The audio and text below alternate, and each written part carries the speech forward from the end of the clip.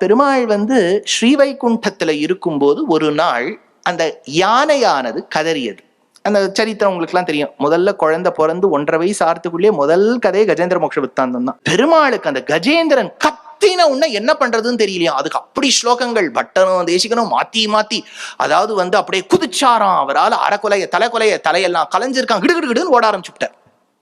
ஓடிட்டு கருடாரூடனாக இருந்து கருடா போ அப்படிங்கிறார். Garudan please fill in the drop point இல்லையா, எங்க போகணும்னு சொல்லணும். அப்பதானே ஓலா வரார். அதனால டிராப் பாயிண்ட் சொல்ல வேண்டாமான்னு சொன்னோடனே அவர் மேல ஏறி உட்காந்து போங்கிறார். போயாச்சு. இதுல என்ன எடுத்து போற அவசரத்துல பெருமாள் ஆயுதங்களை எடுத்துக்க மறந்துட்டார். கால தரிக்க வேண்டிய பாதுகைகளை போட்டுக்கல, கிளம்பி போயிட்டார். அன்னைக்கு வீட்டை சுத்தம் பண்ண வந்தவர் யாரோ ஒருத்தர் பாதுகைகளை தூக்கி ஆதிசேஷன் மேல வச்சுட்டார். ஆதிசேஷன் மேல ஏற்கனவே சங்கு சக்கரம் எல்லாம் உட்கார்ந்து இருக்கு. அங்க ஆதிசேஷன், கீழே சங்கு சக்கரம், பக்கத்துல பாதுகா தேவி.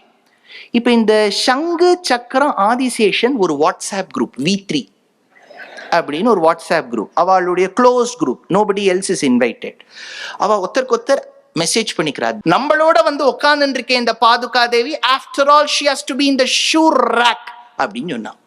இது பாதுகா தேவிக்கு விழுந்துடுத்து காதுல. ரொம்ப துக்கித்தாள். ஐயோ, நம்மளை இப்படி மட்ட தட்டி பேசுறாளே, நான் பெருமாள் பாத கமலங்களை தாங்கக்கூடிய பாதுகை தானே, என்ன இப்படி மட்ட தட்டி பேசுறாளேன்னு சொன்ன உடனே அந்த சங்கு சக்கரம் ஆதிசேஷன்லாம் ஏளனமா பாக்குறா இந்த பாதுகையை. பாதி தூரம் பெருமாள் போயிட்டார். போன பெருமாளுக்கு ஞாபகம் வருது. ஐயோ, நம்ம இதெல்லாம் விட்டுட்டு வந்துட்டோமேன்னு சொல்லிட்டு திரும்பி வர்றார். அதுக்கு வந்த உடனே சங்க பிடிச்சிட்டார், சக்கரத்தை பிடிச்சிட்டார், பாதுகைக்குள்ள காலை ஃபிட் பண்ணிட்டார். இப்போ கருடன் மேல உட்கார்ந்து இருக்கார். உட்காரும் போது பாதுகை ஒரே வெட்டா இருக்கு. பாதுகையை பார்த்து கேட்கிறார், கியா ஹுவா பாதுக் அப்படிங்கிறார். அந்த பாதுக் சொல்றது, என்ன ரொம்ப மட்ட தட்டி பேசினா.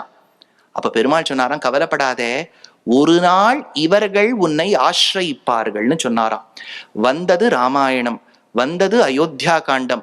பரதன் பிரார்த்தித்தான், ராமானி காட்டுக்கிலிருந்து நாட்டுக்கு திரும்ப வேண்டும், வரமாட்டேன்னு சொன்ன போது அந்த பாதுகைகளை ஆதிசேஷாம்சமாக இருக்கக்கூடிய லக்ஷ்மணன் தலையில் தாங்க, சங்கத்தின் அம்சமாக இருக்கக்கூடிய பரதன் தலையில் எழுந்தருள பண்ண, சக்கராம்சமாக இருக்கக்கூடிய சத்ருக்னாழ்வான் சாமரம் வீச பாதுகாதேவி அயோத்தியாவுக்கு சென்றாளாம்.